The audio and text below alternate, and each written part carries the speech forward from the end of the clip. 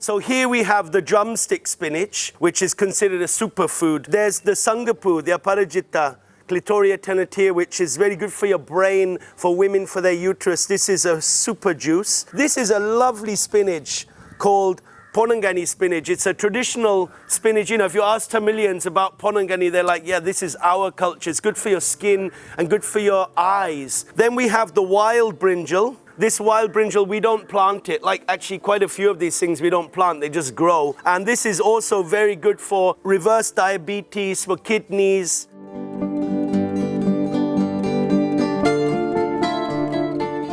This is something that's so fundamental, you know, in our very existence. To know what foods are local, to know what foods are good for us, to know what foods, you know, can be eaten.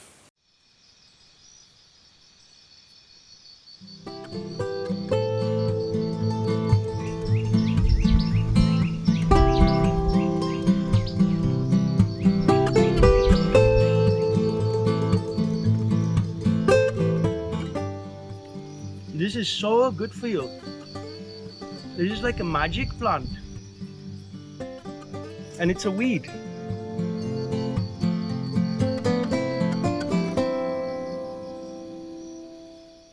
I was very fortunate as a teenager because I went to Krishnamurthi school in England. And in that school we were very free, you know, to explore more existential questions of life, you know, why was I born? What's the meaning of my life?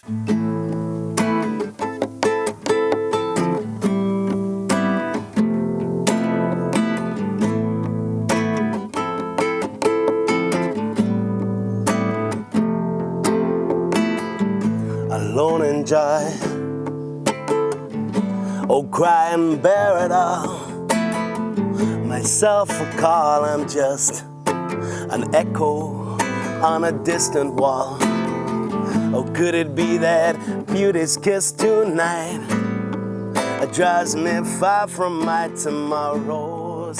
Say my prayers and I'll say them right. I ended up studying a lot of jazz guitar and I was doing a lot of theater. I was even doing research in genetics. My teacher, he encouraged us to get involved in publishing scientific papers.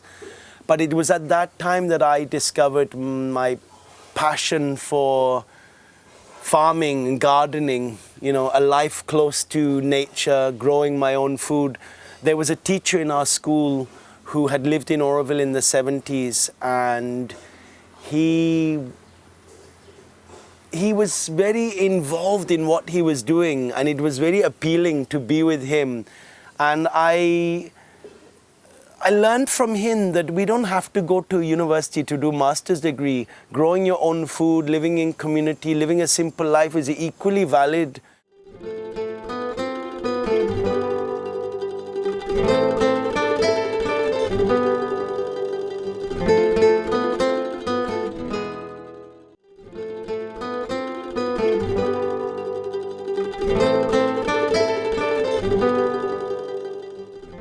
So when we started Solitude, you know, it used to be farmland, but it hadn't been used for many years. And it was just an empty land. It was flat and the soil was, you know, a little poor. There were weeds growing and a few neem trees. And that was all that was there. So we really started from scratch with this land.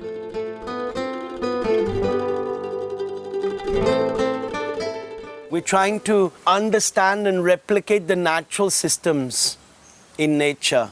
There are so many natural systems going on in nature. I mean, the first obvious one is that leaves and organic matter fall to the ground and decay and become healthy, you know, available nutrients for the plants. So the first element in natural farming, what I say is the first and last technique, is to value all the biomass around us, the organic matter. This bioresource is our profit. It's not a financial profit, it's a nutritional profit. Because when we return it back to the soil, soil becomes healthy. This is the very premise of natural farming.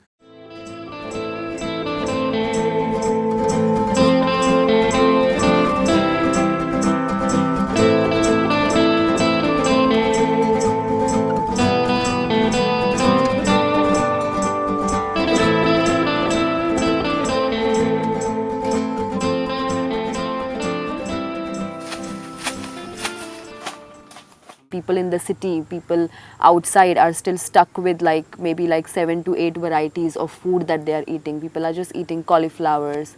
Some, maybe like in Bombay also, we eat like 2 varieties of spinaches, but when I came here and I saw it was like 8 varieties of spinaches, and out of that 4 we are not even growing.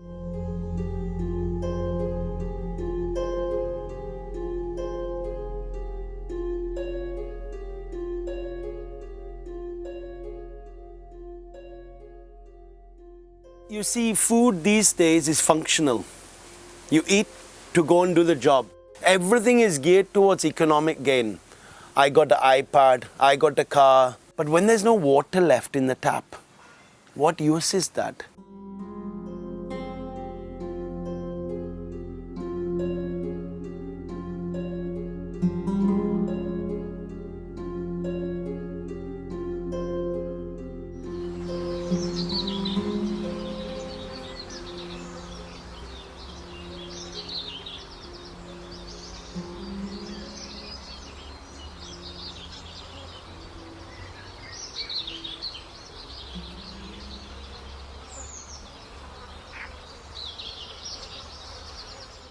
Man has gone so far away chasing economic growth, he has to come back to this.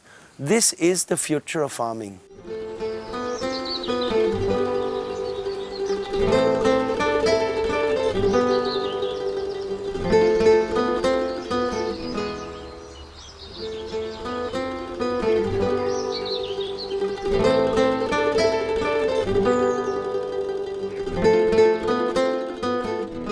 First, as I said, we plant fruit trees. There's a ramphal, and there's tamarind, and there's jackfruit, and mangoes, and sapotas. There's a wide diversity of fruit trees.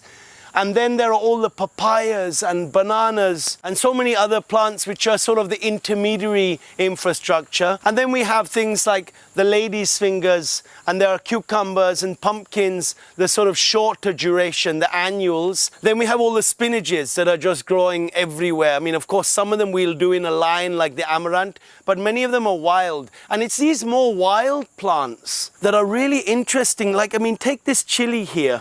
This chili is an amazing chili. It'll grow like about 4 meters high. We'll get a good full bucket of chilies from it, and we didn't grow it. This sundakai is really a very special plant. Again, it's something that we haven't grown. It grows all over the farm now, and it grows all over the farm because we valued it. But the main point is we didn't grow it. It grew on its own. There was no industrialization needed for this. There is no carbon footprint.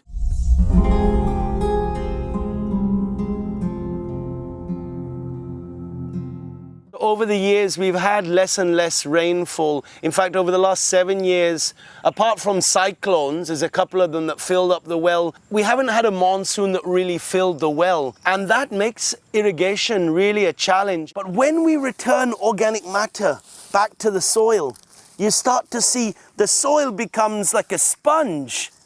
You know, it's holding water. You know, this porosity is really synonymous with fertility, and this porosity allows for us to irrigate less.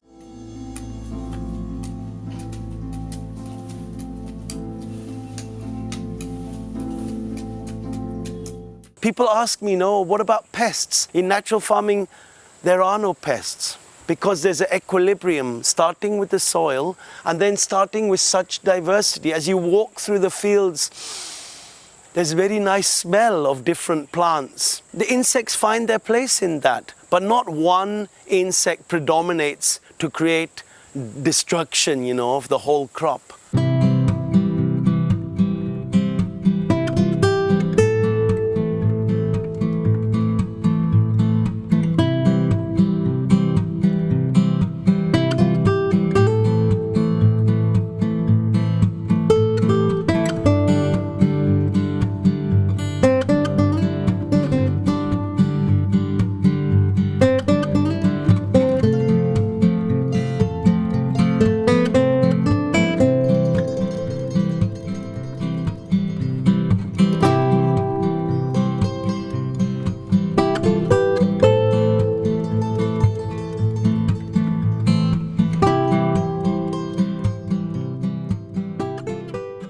this is a cafe that values local foods, and it's amazing to see how it's grown over the years. In 2014, we started with the full-blown menu, and that's like nearly 6 years ago.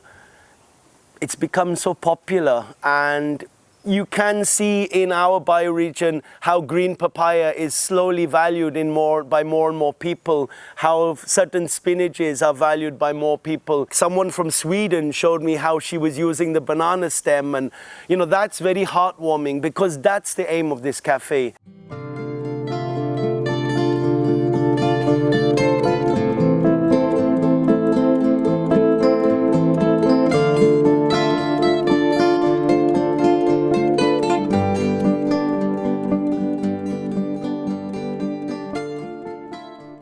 I think at the moment we're doing about 80 to 90 baskets in a month. So that's a good income, and it's all income paid in advance, you know, either a month in advance or 3 months in advance.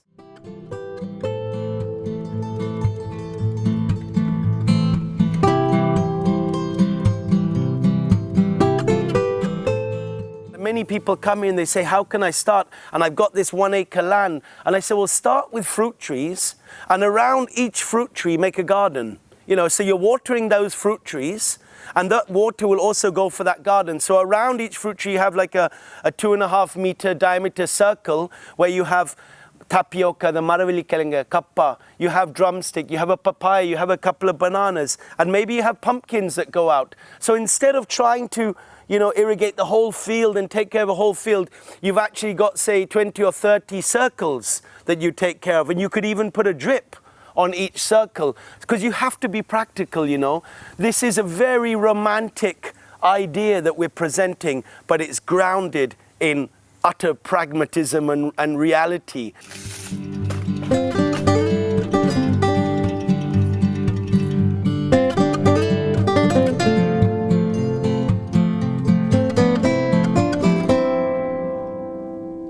The key to this system for a local farmer, after the technical, you know, implementation, is community. Because without community, you can't share the gifts of Mother Nature. Shops don't want banana stem and banana flower and chicken spinach. You know, shops want beetroots and potatoes and carrots. So it's really about having a community of 20, 30 people for an acre farm, and they say, give me the nutrition of Mother Nature. Let my children grow up eating seasonal foods, eating foods that are relevant to my culture and are good for me nutritionally and medicinally. So when you have that community that honors the farmer and honors what he can offer, then the farmer has economic, you know, gain. He'll have an income. Oh, have you seen my, I defy the line that's drawn to define me. Have you seen my, I defy the line that's drawn to define me. Have you seen my, I defy the line that's drawn to define me. Have you seen my, oh, have you seen my, I defy the line that's drawn to define me.